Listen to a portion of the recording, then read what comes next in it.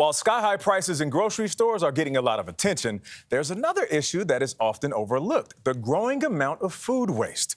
According to researchers at Penn State University, the average American household wastes more than $1,800 worth of food each year.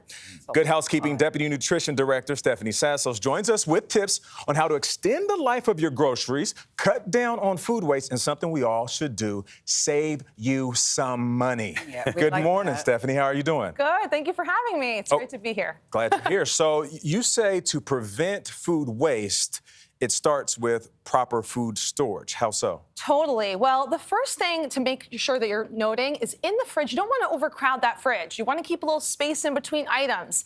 That way you can allow the cold air to circulate, keep your food fresh. That really does start at the grocery store, not overbuying, only getting what you need, right? Overbuying. Oh, I am guilty of that. And it's true, there's different temperature zones throughout the fridge as well. The back of the fridge is the coldest section. The front of the fridge is the warmest area.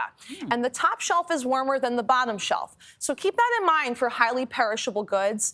Anything like meat, dairy products, put that towards the back of the fridge. And in those fridge doors up front, maybe more like your condiments, your water bottles, things like that aren't going to spoil as easily. Do containers make a difference, whether it's plastic bags or whether it's plastic containers or glass containers with the lids? Containers make a huge difference. And at the Good Housekeeping Institute and the Kitchen Appliances Lab, we vigorously test containers of all different types.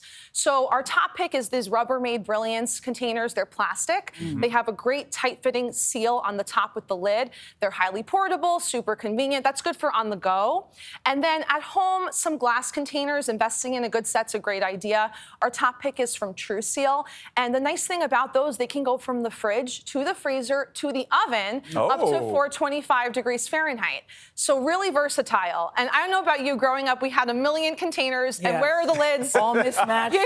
So invest in a good set. Never find the lids. Exactly. Invest in a good set. It's worth it. All right. So you say something that's interesting. You say freezers are an ally in helping cut down on food waste. But I feel like if you look at my fridge, we have meat in there from like the Jurassic era. Yeah. It's like, it's been in there since like forever, meaning we don't waste a lot of food. It all gets shoved.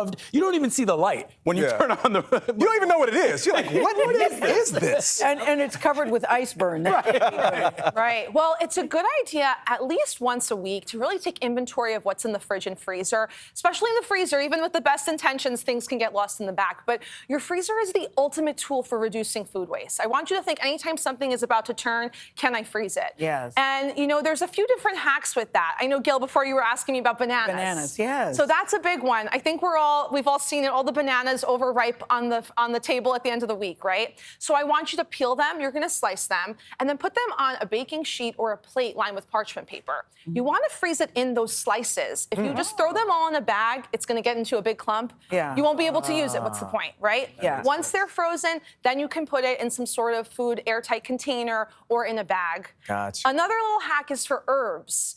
We'll buy, let's say, a big thing of parsley. You only use about a tablespoon or two. Yeah, you need a little tiny bit. Yeah. A huge thing of parsley. And then you're stuck and it ultimately goes in the trash. Well, I want you to cut up those herbs, put them in an ice cube tray with olive oil. Then you pop them out, put them on the skillet with cooking. You're creating a lot of work, Stephanie.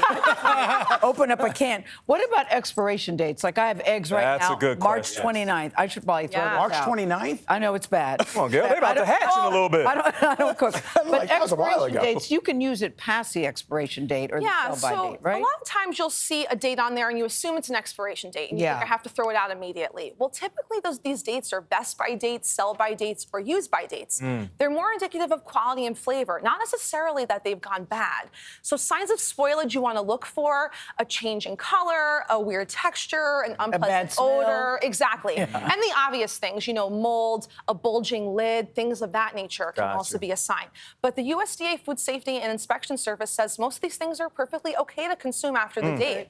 Not March 29th, though. But I think that's a little far. Thank you. We'll be right back. Thanks.